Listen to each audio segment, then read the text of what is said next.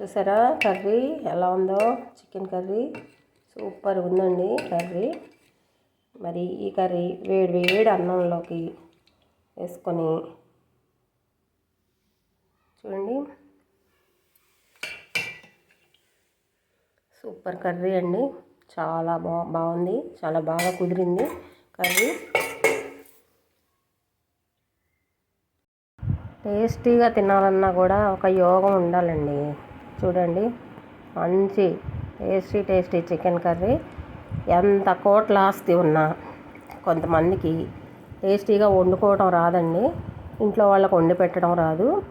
మరి అలాంటి వాళ్ళ కోసం నేను మంచి మంచి రెసిపీస్ చేస్తున్నాను.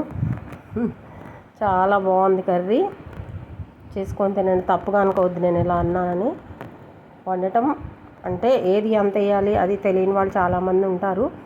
ఎలా చేసినా కుదరట్లేదు అని బాధపడే వాళ్ళు ఉంటారు. వాళ్ళ కోసం అన్నమాట ఈ వీడియో.